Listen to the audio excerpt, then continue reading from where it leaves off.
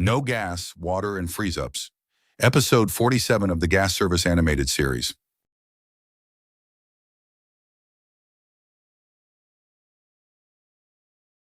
Gas is supposed to be dry, but it never quite is. And where water gets into a gas line, it either pools and throttles the flow, or, when it's cold enough, freezes solid and stops it. Water in the gas line is a real no-gas cause, and it has a season.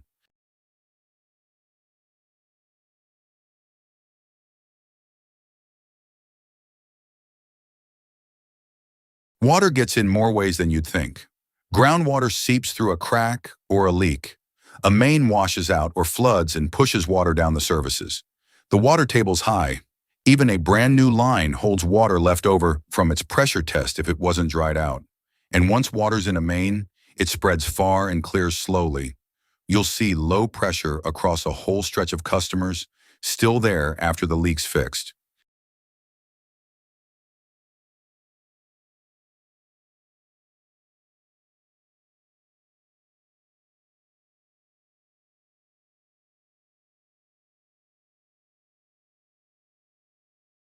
Inside the picture, water obeys gravity. It collects in the low spots and sags of the piping and physically throttles the gas before it ever freezes. A chronically weak flame at an appliance fed through a dip. And it settles into the very place the code puts to catch it, the drip and the sediment trap. When that low point fills, the house loses gas. And in winter, that's exactly where it freezes.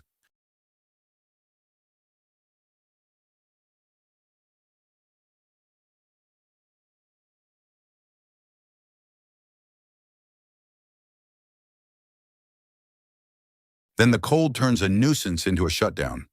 The moisture that's always in the gas condenses, and below 32 degrees it turns to ice and blocks the line. The regulator makes it worse. Gas cools as it expands across it, 6 to 8 degrees per 100 pounds of drop. So on a cold, high-demand morning, ice forms right on the diaphragm, and the regulator freezes off. One frozen point can take a whole building down.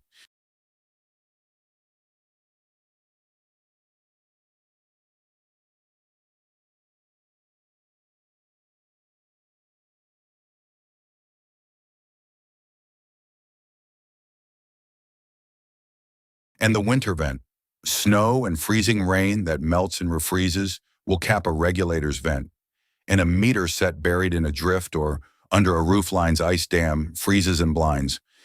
That's a no gas or erratic pressure call on the coldest morning of the year. And in the worst case, a sealed vent is a safety problem, not just a comfort one.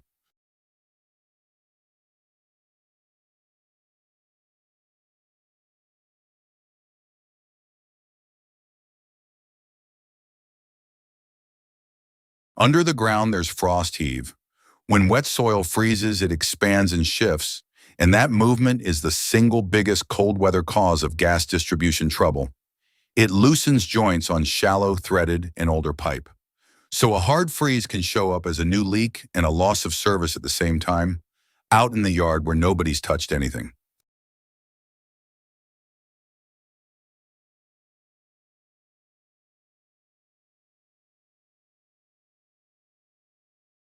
So how do you clear it? For a water-blocked or frozen low point, you blow it down.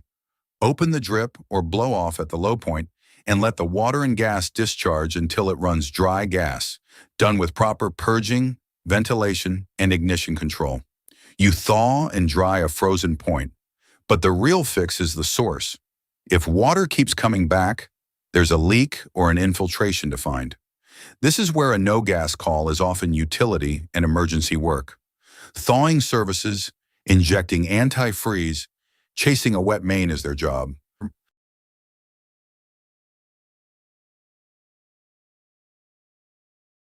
A February call. House lost heat overnight. Coldest night of the winter.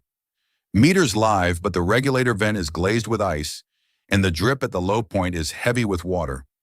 Thaw the vent, blow the drip down to dry gas, and then flag that recurring water, because next cold snap, it's back unless the source is found.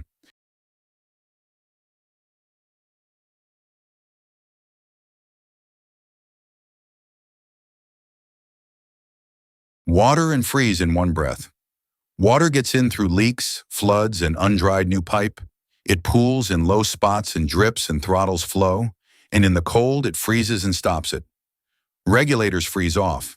Vents ice over. Frost heave breaks joints. Blow the low point down to dry gas and find the source. Next, the appliance that won't fire.